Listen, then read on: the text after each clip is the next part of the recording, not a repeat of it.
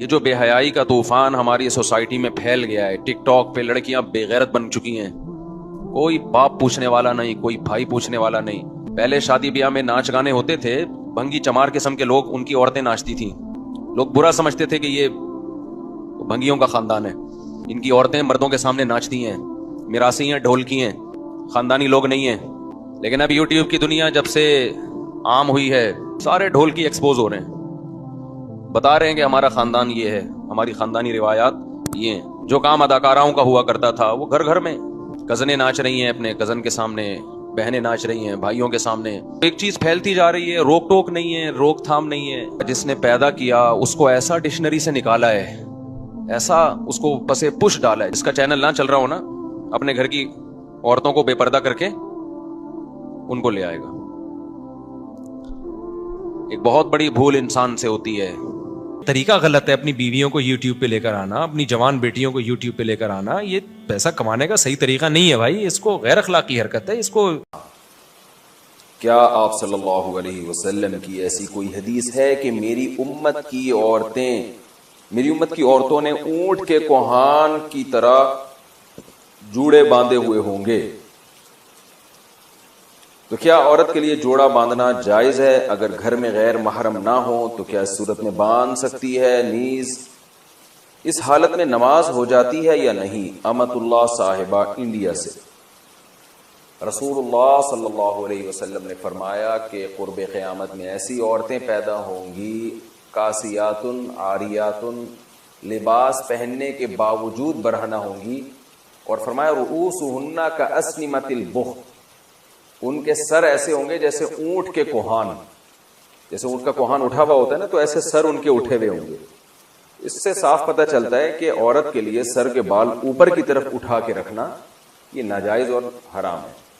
تو جوڑا باندھنا ہے تو پیچھے کی طرف باندھے، اوپر کی طرف نہ باندھے، چاہے محرم ہو یا نہ ہو، اس سے کوئی فرق نہیں پڑتا۔ تو ایسی عورتوں کے بارے میں نبی نے فرمایا لا یجدن ریح الجنہ وان ریحها لیوجد من مسیرۃ کذا وکذا، یہ جنت کی خوشبو بھی نہیں پائیں گی، حالانکہ جنت کی خوشبو تو بہت دور سے محسوس ہوگی۔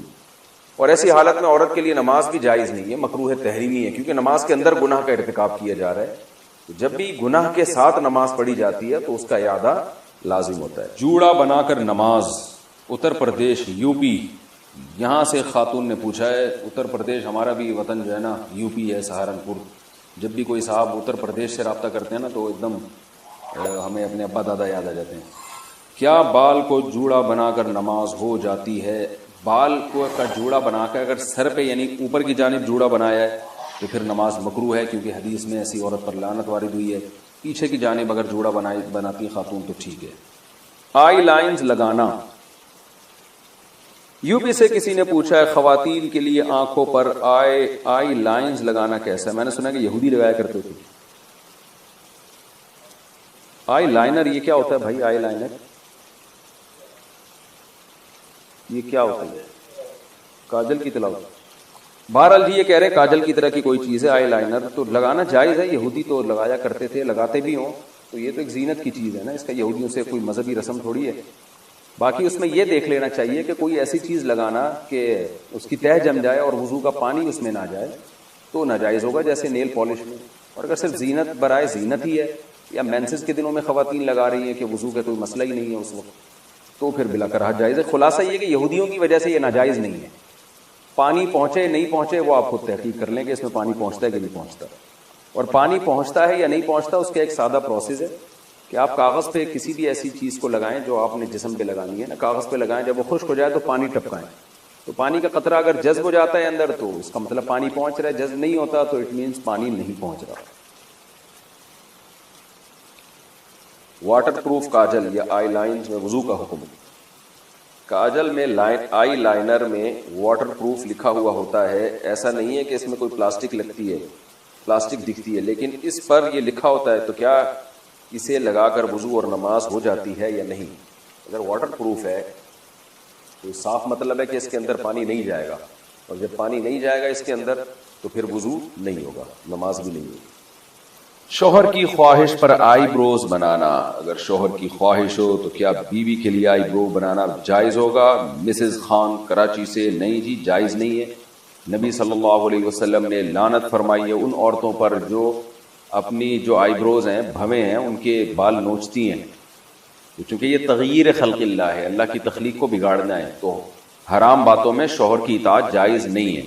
البتہ کسی خاتون کی آئی برو بالکل ایک عام معمول سے ہٹ کر ہو، بہت ہی زیادہ بھدی ہوں جیسے کہ جو عام طور پر ہوتی نہیں ہے، تو اس کو اتنا کر لینا کہ وہ نارمل بن جائے، اس میں حسن پیدا ہو جائے وہ نہیں، لیکن نارمل کنڈیشن میں آ جائے تو اس کی گنجائش ہے، لیکن یہ بہت کم عورتوں میں ایسا ہوتا ہے۔ یہ مسئلے وضاحت کر رہا ہوں کہ ایسا نہ ہو کہ خواتین ہر خاتون یہ سمجھیں کہ جی میری کیونکہ آئی برو جو ہے وہ باریک نہیں ہے، موٹی ہیں، تو میں نوچنا شروع کر دوں، تو نارملی ایسا ہوتا نہیں ہے۔ بہت ہی زیادہ کسی کی بھدی ہو تو ایک الگ بات ہے۔ عورت کے لیے گھر میں سر کھلا رکھنے کا حکم۔ بنت عبداللہ اتر پردیش انڈیا سے، اتر پردیش یو پی، جہاں ہمارے باپ دادا بھی یو پی سے ہی آئے ہیں، سنسار پور سے، تو یو پی سے انہوں نے پوچھا، یو پی سے جب کسی کا فون آتا ہے نا تو وہ جو اردو بولتے ہیں مجھے بڑی اچھی لگتی ہے، کیونکہ مجھے اپنے والد اور دادا یاد آتے ہیں اس میں۔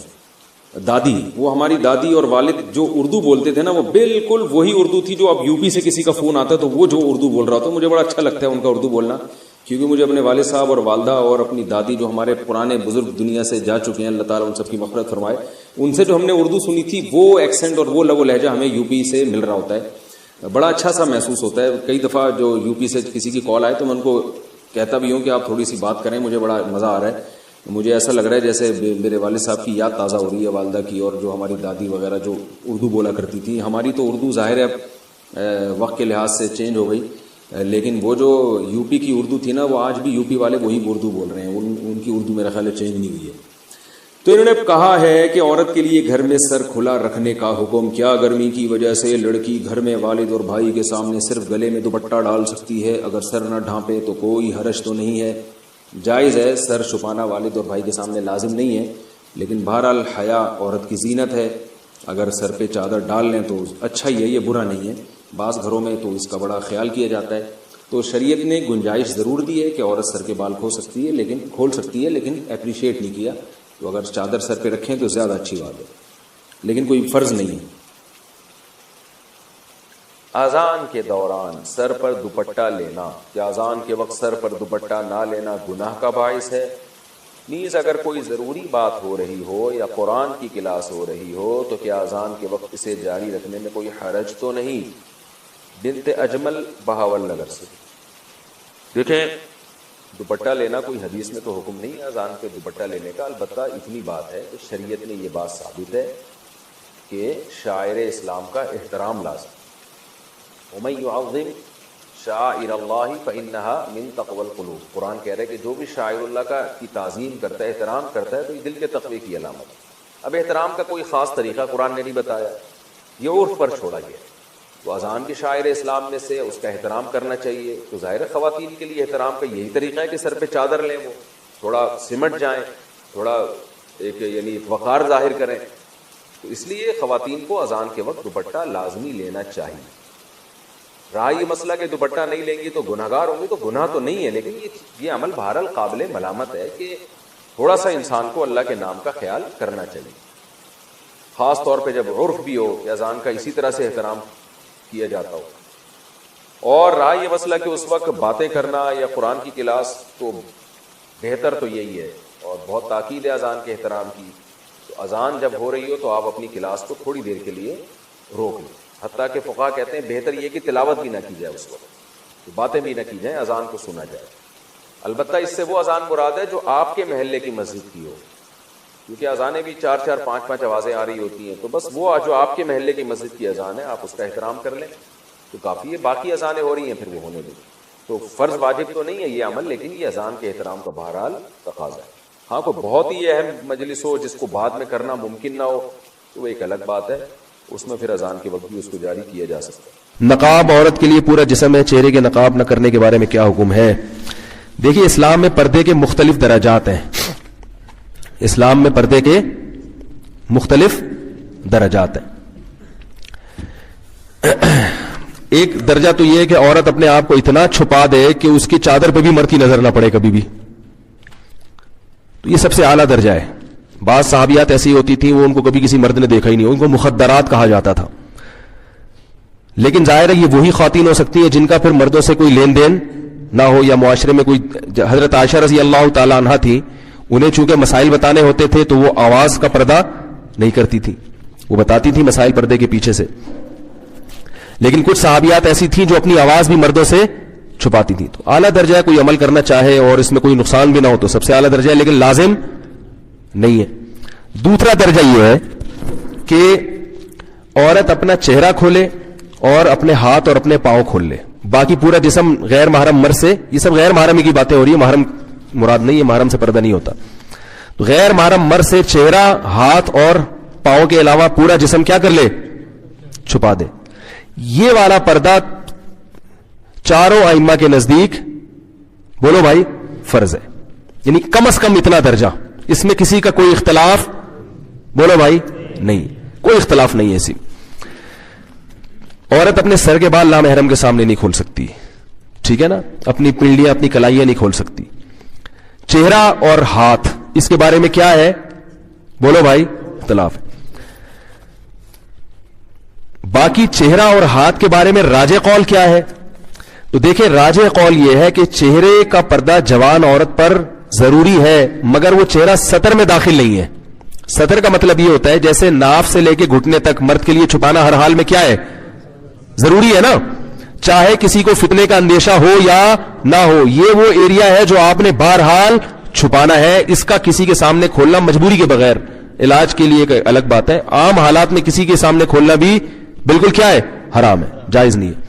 تب یہ جو ریسلنگ آتی ہے اس کو کیوں غلط کہتے ہیں بھائی, یہ نیکریں پہن کے. ایک لڑکے ہمارے شاگرد فٹ بال کھیلتے تھے, کہتے یار اس میں کیا ہے, میں نے کہا فٹ بال کھیلو لیکن کپڑے کیا ہونے چاہیے, گھٹنے آپ کے ڈھکے ہوئے ہونے چاہیے. تو یہ مرد کے لیے سطر ہے.